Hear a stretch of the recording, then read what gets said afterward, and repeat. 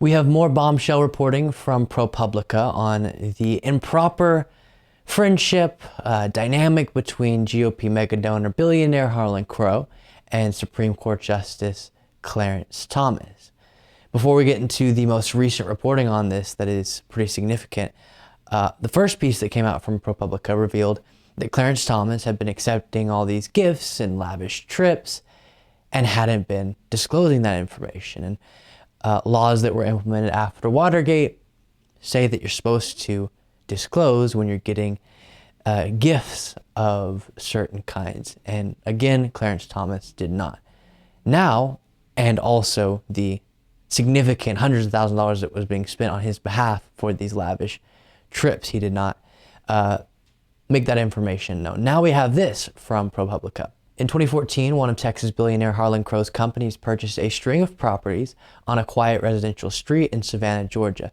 It wasn't a marquee acquisition for the real estate magnate, just an old single-story home and 2 vacant lots down the road. What made it noteworthy were the people on the other side of the deal: Supreme Court Justice Clarence Thomas and his relatives. The transaction marks the first known instance of money flowing from the Republican mega donor to the Supreme Court Justice. The Crow Company bought the properties for $133,363 from 3 co-owners, Thomas, his mother, and the family of Thomas's late brother. The purchase put Crow in an unusual position. He now owned the house where the justice's elderly mother was living, and it talks about how they did a bunch of renovations.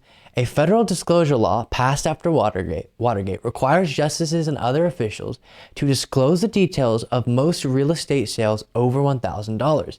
Thomas never disclosed his sale of the Savannah properties. That appears to be a violation of the law, 4 ethics law experts told ProPublica. So now money's actually changing hands, and he's not disclosing that. That's pretty significant.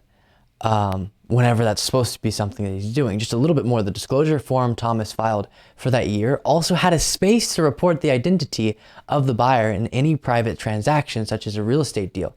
That space is blank. Quote, he needed to report his interest in the sale, said Virginia Cantor, a former government ethics lawyer now at the watchdog group Crew. Given the role Crow has played in subsidizing the lifestyle of Thomas and his wife, you have to wonder if this was an effort to put cash in their pockets. And that's the concern. And that's why these laws are on the books. And clearly there needs to be more enforcement, or more laws, or more applied to the Supreme Court. More enforcement with the Supreme Court. Because we can't have Supreme Court justices having this possible conflict of interest.